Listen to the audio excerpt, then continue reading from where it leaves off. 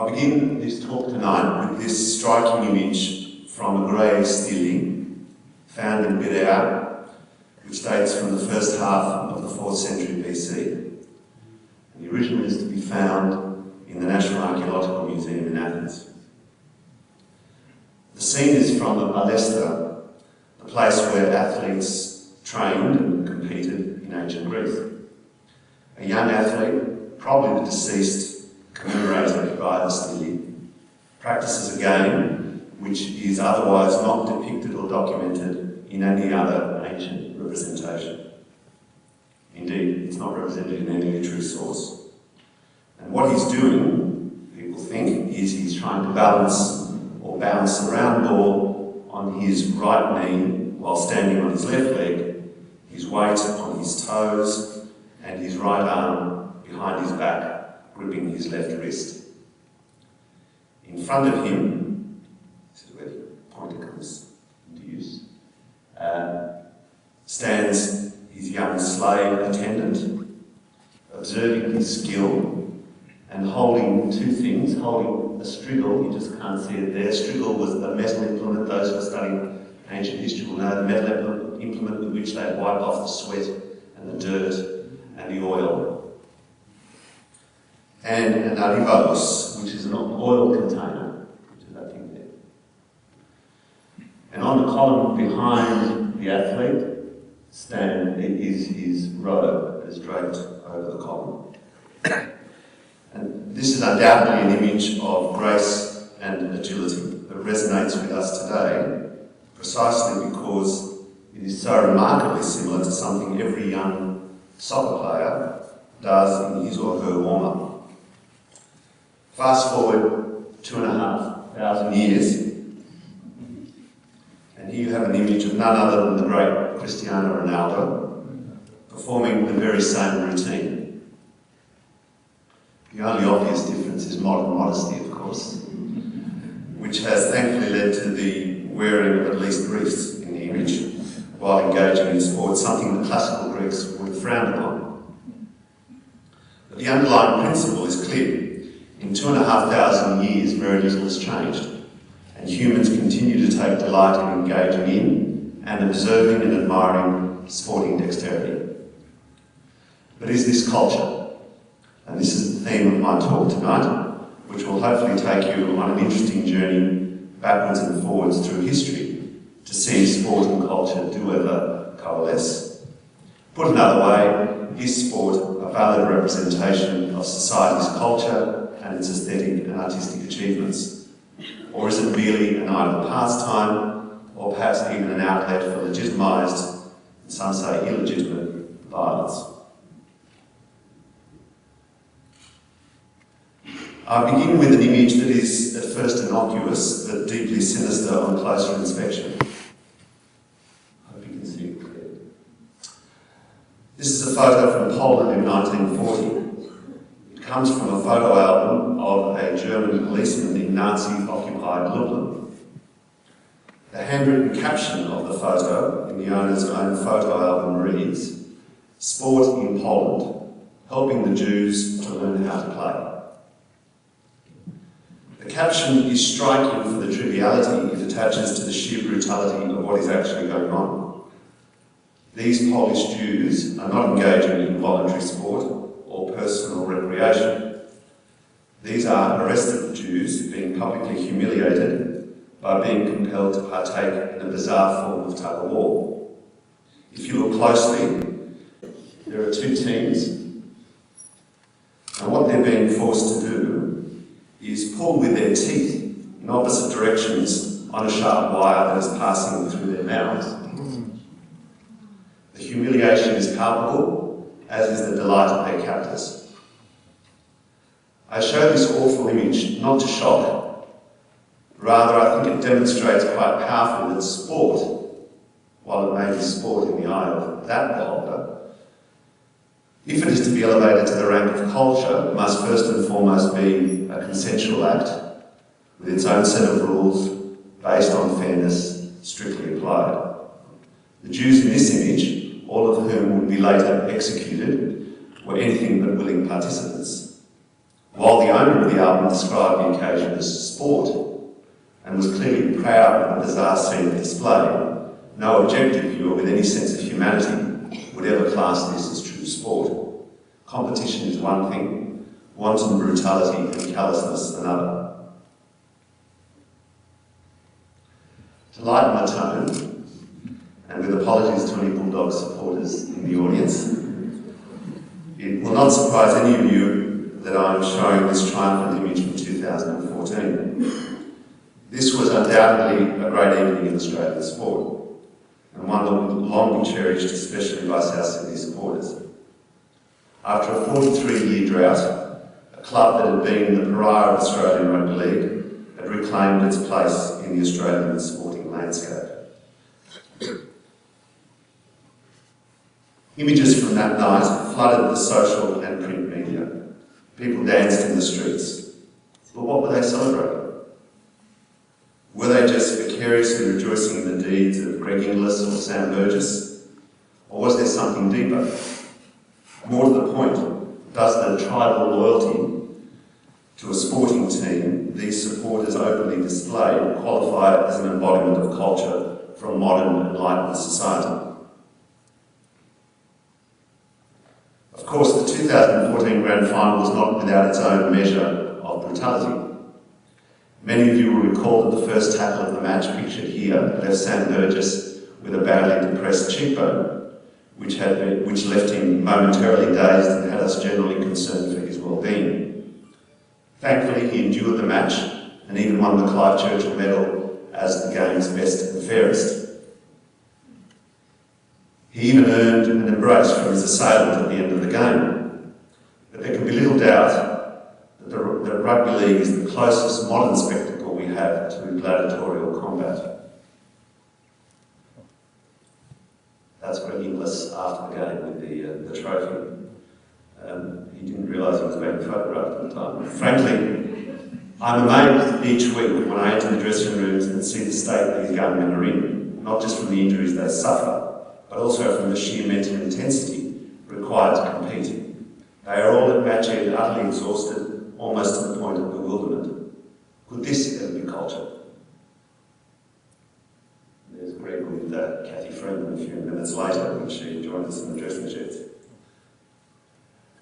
The Romans, who prided themselves on their love of culture, loved the far harsher brutality of gladiatorial combat. They reserved that privilege to prisoners of war and slaves. Losers would invariably be killed, but they sometimes survived if they fought bravely and won the hearts of spectators who would not put their thumbs down or sideways, they'd actually wave a white handkerchief as a sign of pardon.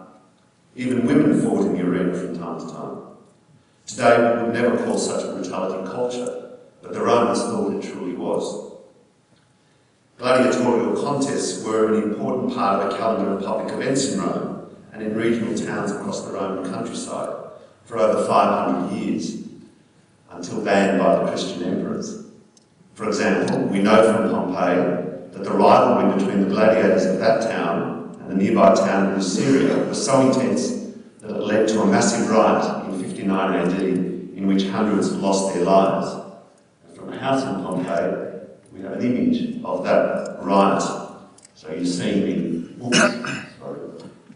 the arena, but you're seeing the violence spilling out into the streets between spectators and gladiators.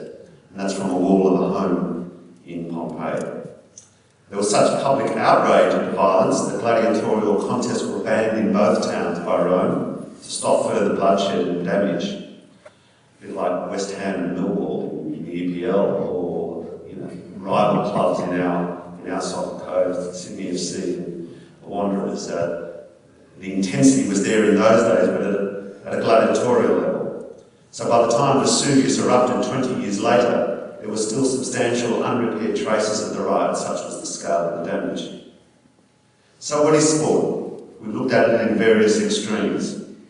And while there is some dispute, most etymologists agree that the word has its origins in the old French term désporter, which means to take away or to distract one from one's work. Basically a pastime or anything that offers pleasure away from the mundane routine of daily life. Of course, the ancient Greeks, and indeed in modern Greek, the word for sport is athletismos. An athletis in ancient Greece was a person who competed for a prize, someone who toiled for a cause, from the ancient Greek word athleo. The prize was the honour of victory rather than any bounty. This was carried into Latin and ultimately into English in the words athlete and athletics. But the etymological root of athletismos has a very different connotation to our modern word sport. For the ancient Greeks, to engage in athletismos was to compete, to struggle, and to win with honour. It was closely connected to art, to music, and to the study of medicine. Contrastingly, in the later Western tradition, sport was thought of as more as a distraction from the rigours of daily life, a pastime unconnected to any embodiment of culture. The modern Greek word for culture, politismos, was only coined in the 19th century by this man, Adamantios Korais. It bears no connection to the world of ancient Greece. If one had spoken of politismos in ancient Athens, one would have received puzzled looks. Politismos, if it conveyed anything to the ancient Athenians, would have meant the life of the politi, the citizen, and his, not her, engagement with the state. Culture was an entirely different phenomenon for the ancients. Ironically, the discourse that surrounds modern professional sporting achievements is becoming more akin to the ancient ideal of sporting endeavour. While elite athletes across most sports are now fully professional and handsomely rewarded, there is a new sense that has developed in the last few decades of sporting achievement, evoking a sense of glory and honour that the ancient Greeks just might have understood. A lot of this is connected to the world of mass media, particularly social media, by which elite athletes partake in a more personalised engagement with their fans and are revealed or reviled by them.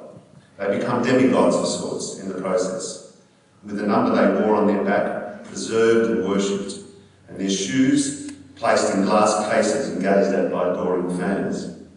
Even the products they endorse are lapped up by eager consumers keen to display their tenuous association with their idol. And you all know who that is, of course. But, by the way, that is an ironic depiction of an endorsement, a product endorsement that Michael Jordan did. It's called the Jordan Mall Walker 50. And if you read the bottom, perfect for shambling after grandkids, shuffling through buffet lines, and slouching in front of slot machines. So it's a sarcastic view of the modern world of endorsements done by magazine, but you get the message. But will Michael Jordan or Kobe Bryant ever be the modern equivalents of Odysseus or Achilles? Why are the latter, brutal warriors of questionable morality, who would today probably be classed more as savage thugs than noble heroes, why are they thought of as commendable cultural representations of an ancient ideal, while the latter are often dismissed as popular, almost crass icons? Is it because the former's deeds are heroically recounted in Homer's engaging epic, while the latter are relegated to a lesser category of endeavour known since the 1950s by the demeaning term popular culture? In 2008, while I was president of the Powerhouse Museum, the museum was offered Lady Diana's wedding dress as part of a large display of her clothing and jewellery, arranged in her memory by her brother, Earl Spencer. We left at the Earl's offer, and that's us actually the first unpacking of Diana's dress that we did. It was quite a moving moment, I must say. We left at the offer not only because we truly believed that it would capture the public's attention, but also because we saw it as an important collection of significant cultural value. Diana was not only a princess of the House of Windsor through her unhappy marriage to Charles, but she came to represent, rightly or wrongly, a public reaction to the staid and intransigent posture of the British royal family and its perceived lack of engagement with its subjects. As such, the exhibition was seen by our trustees as having intrinsic cultural value. The reaction from Sydney's cultural elite was deafening. According to some of our critics, we had degraded the decorative arts mission of the institution by selecting a frivolous exhibition of an attention-seeking princess's clothes and finery. The museum was apparently being, and I quote, prostituted for popularism. What was next? An exhibition of the clothes of Kylie Minogue, wrote one cultural doyen to the Sydney Morning Herald. In fact, what that critic didn't know is that we already had Kylie's famous gold hot pants in our collection, subsequently displayed. But more seriously, I attempted to correct the deeper point that critic missed in the letter to the editor the next day, which I quote, "The powerhouse has built its high regard by connecting with people of the city and not just the cultured elite who sometimes like to keep museums and galleries to themselves." Would your reader have had the same objection to an exhibition about Marie Antoinette? I suspect not. The dining exhibition went on to become one of the biggest exhibitions ever staged in any museum in Australia. So the passage of time makes the ephemeral or the popular, or even the populist, seem worthy of study and reflection. Marie Antoinette, who I mentioned, was reviled in her time as a shallow, self-seeking Austrian princess who had invaded the French monarchy through her convenient marriage to Louis XVI. In the decades after her execution, as France lurched from republic to monarchy and back, she was thought of as unbecoming of worthy study. And yet, in museums around the world today, her story, like Anne Boleyn's, is now told and retold. Stories become representative of a time in history, and humans have always loved a good story. It will be no different with Diana, I'm sure. So what do we learn from this? What we learn is that what might seem trivial or light today sometimes takes on a new dimension over time. In a way, it becomes more cultural in the process. That's not good. That's not part of the presentation.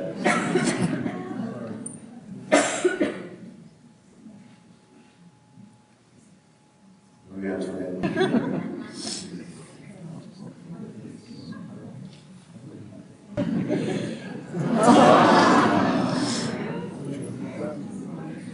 Now laptop's struggling. That's okay, we'll keep going. What might seem light or trivial today sometimes takes on a new dimension over time. In a way, it becomes more cultural in the process. It is no coincidence that the word culture is etymologically connected to the word cultivate. Culture needs time to take root. The great sporting endeavours and achievements of today might now seem trivial to some, but they will persist, particularly if they become representative of a moment in time, just like so-called popular music of the 1960s, which defined an increasingly questioning generation and has thereby come to represent more than just the music itself. I was going to show an image of the Etihad in Manchester, a home ground of Manchester City. The EPL fans would know it. And I was fortunate enough to be there a couple of months ago for their match against Newcastle. And as any EPL fans in the audience would know, Manchester City begins every second half. There it is. Manchester City begins every second half of a home match with a rousing rendition of Hey Jude, one of my pet topics, the Beatles. And not because the Beatles were a Lancashire phenomenon. After all, they were from Liverpool, 30 miles up the road from Manchester, and Manchester's rival. But the song's rousing chorus has the innate power to galvanise an audience into one voice before each second half begins, and thereby create an incredibly intimidating atmosphere for visiting teams and supporters. I can attest to that, as I said, as I witnessed it a couple of months ago in this match. The effect is simply overpowering, as much for the representative value of the era it evokes, as for the sheer wall of noise it generates. But to become truly cultural, one needs more than just mere sporting achievements. Returning inevitably to last year's grand final, now this was going to be, I need to explain, this was going to be a time-lapse of the whole day, starting in the morning and going to the end of the night when the last person left the stadium. What we all witnessed on that day was undoubtedly more than just a team winning its first premiership after 43 years. This was in itself an amazing achievement, but it is not what historians, cultural historians, will write about in 50 years. To achieve cultural significance, the event needed to be more than that in my view, and it delivered it in spades. The underlying significance of the event for its fans was that our club had openly defied big business, had stood up for a principle it believed in, and had won when all the odds were against it. It had represented a community fighting back against a perceived wrong, and the community had won. This was indeed a cultural phenomenon, and it only crystallised and became complete late on 5 October last year when John Sutton held aloft the NRL trophy. Alan Jones, with whom I regularly and openly disagreed during the difficult years in the courts and public protests, got it so right on the town hall steps back in November 1999 when he said that if South Sydney had been an edifice, a building, there would have been a heritage order slapped on it long ago, and no one, not even Rupert Murdoch, could have touched it. Thankfully, the people to whom a sporting club mattered so much rose as one, and they weren't just South Sydney supporters. And the edifice was saved from destruction, but it could so easily have gone the other way. And the scenes of jubilation this time-lapse was meant to show you would now be just the stuff of mere fantasy. George Orwell, a wonderful writer, George Orwell, once wrote that serious sport has nothing to do with fair play. It is bound up with hatred, he said, jealousy, boastfulness, and disregard of all the rules. Much as I admire Orwell's writing, I could not agree with him less. Modern sport is in fact quite the opposite, especially when compared to the more brutal corporate world or the intrigues of politics. So of course, to conclude, sport is a cultural phenomenon, even at its most basic level. Above all, it integrates members into a societal discourse and provides the cohesive glue that binds us all together. It reinforces the learning of achievement orientations and aids in the imparting of social roles. And at its most fundamental level, sport helps complex modern societies cohere, and above all, as we saw in Manchester, and in the amazing scenes you're imagining in that time-lapse above me, builds people's consciousness of togetherness like nothing else. Sport is culture, of course. Thank you.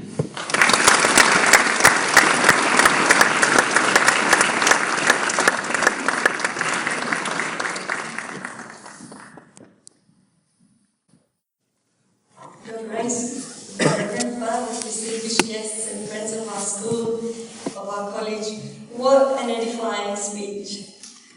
It's really very moving for me to have Dr Nicholas Pappas give tonight's address. Because when I first came to New South Wales, the first person on board that was really loving to me was his father. I'm sorry that I'm speaking about him tonight, but I could not remember him. And how proud he would have been to see the progress of this college. And the reason why this college has progressed the way it has is because of all of you, generationally, and what you've contributed here. So I cannot thank you, Nicholas, without remembering George and your mother. In terms of sport, we have this argument every day because, as Frank and Kelly would know, sometimes I think if I hear one more thing about sport, I'm going to freak. And for a small school, we carry a very big load in the Independent Sporting Association, where our 350 boys are playing sporting against a school of 1,150 boys. And sometimes bring cup home. And it's absolutely wonderful. And our 350 girls are playing sport against tremendous odds. But they play in the spirit of the classical Greeks that you have so, in such an erudite manner, described. But what is memorable to me is how confronting the speech was, how challenging it has been, how provoking it has been, to think that things of culture are those things that are of passion, of principle, and of depth, and that are done in the right spirit. That's what I'm taking away tonight, and for that, I thank you.